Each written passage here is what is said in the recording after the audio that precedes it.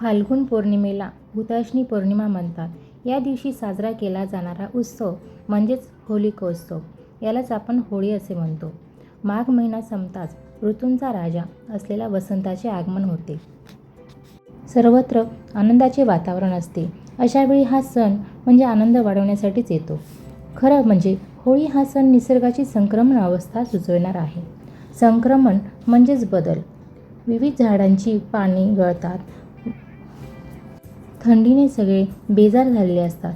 अशाच या थंडीचे त्रासदायक दिवस संपल्याचा हा एक आनंदोत्सवच असतो. सगळीकडे पानांचा पालापाचोळा पडलेला असतो. काड्याकुड्या साठलेल्या असतात. यामुळे अस्वच्छता निर्माण होते. तेव्हा ही अस्वच्छता स्वच्छ करण्यासाठी होळी हा उत्सव साजरा केला जातो. उन्हाळाही सुरू होत असतो. जमीन भाजून निघते. तिच्यामधून उष्ण वाफा निघतात. घराभोवती पानांची पालापाचोळा कुजलेल्या अवस्थेत असतो. ते स्वच्छ करण्यासाठी आपण होळी हा उत्सव साजरा करतो. होळी म्हणजे उष्णता देणाऱ्या त्या अग्नीला कृतज्ञतापूर्वक केलेला प्रणाम. होळी म्हणजे वसंत ऋतूचे आगमन.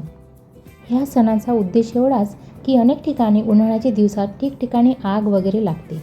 त्या अग्नीला शांत करण्यासाठी ही पौर्णिमा आपण साजरी केली जाते. या दिवशी अग्नीची पूजा करतात. जसे प्रत्येक सणाची कहाणी असते तसेच होळी साजरी करण्यामागे देखील एक प्राचीन इतिहास आहे.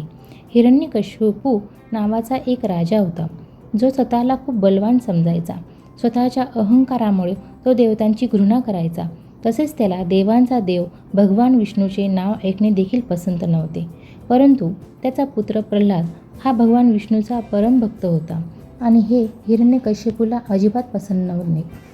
तो वेगवेगळ्या प्रकारे त्याला घाबरवण्याचा प्रयत्न करत असे, जेणेकरून पुत्र प्रल्हाद भगवान विष्णूची उपासना करणे सोडून देईल. त्याप्रमाणे त्याने त्याला एकदा उंच कड्यावरून खाली टाकले. उकळत्या तेलाच्या कढईत टाकले. तरीही भक्त प्रल्हादावर त्याचा काहीही एक परिणाम झाला नाही. तो तसाच्या तसाच राहिला.